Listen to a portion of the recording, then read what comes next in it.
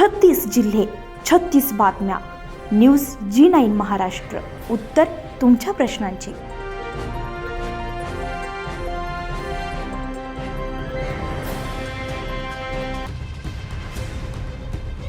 भोकरदन जाफराबाद विधानसभा मतदारसंघातील कायदा आणि सुव्यवस्था अधिक बळकट करण्यासाठी तसेच पोलीस अधिकारी आणि कर्मचाऱ्यांना आधुनिक सुविधा उपलब्ध करून देण्यासाठी विविध पोलीस ठाण्यांच्या इमारतींसाठी तब्बल 16,53,00,000 रुपयांचा निधी मंजूर करण्यात आला आहे. महाराष्ट्र राज्य पोलीस गृहनिर्माण आणि कल्याण महामंडळामार्फत हा निधी उपलब्ध करून देण्यात येणार असल्याची माहिती मतदारसंघाचे आमदार तथा महाराष्ट्र पंचायत राज समितीचे अध्यक्ष संतोष दानवे यांनी दिली आहे. मतदारसंघातील वाढती लोकसंख्या आणि नागरिकांच्या सुरक्षिततेचा विचार करून पोलीस ठाण्यांचे आधुनिकीकरण करणे आवश्यक होते. पोलीस अधिकारी आणि कर्मचाऱ्यांना कामासाठी चांगले आणि आधुनिक वातावरण मिळावं तसेच नागरिकांच्या तक्रारींचे तातडीने निराकरण व्हावे यासाठी नव्या इमारतींची मागणी करण्यात आली होती. या मागणीसाठी आमदार संतोष दानवे यांनी सातत्याने पाठपुरावा केलाय. मंजूर झालेल्या निधीमुळे संबंधित पोलीस ठाण्यांच्या इमारतींचे बांधकाम आणि आवश्यक पायाभूत सुविधांची उभारणी करण्यास गती मिळणार आहे.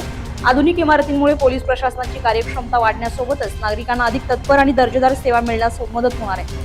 यावेळी आमदार संतोष दानवे म्हणाले, मतदारसंघाचा सर्वांगीण विकास साधत असताना सर्वसामान्य जनतेचे रक्षण आणि कायदा सुव्यवस्था अबाधित ठेवणे हे आमचं सर्वोच्च प्राधान्य आहे. पोलीस अधिकारी आणि कर्मचाऱ्यांना कामासाठी उत्तम आणि आधुनिक वातावरण मिळावं आणि नागरिकांच्या तक्रारींचं निराकरण जलद गतीनं व्हावं यासाठी आम्ही नवीन इमारतींची मागणी लावून धरली होती. या मागणीसाठी तात्काळ दखल घेत निधी उपलब्ध करून दिल्याबद्दल राज्याचे मुख्यमंत्री तथा गृहमंत्री देवेंद्र फडणवीस यांचे जनतेच्या वतीने आभार मानलेत.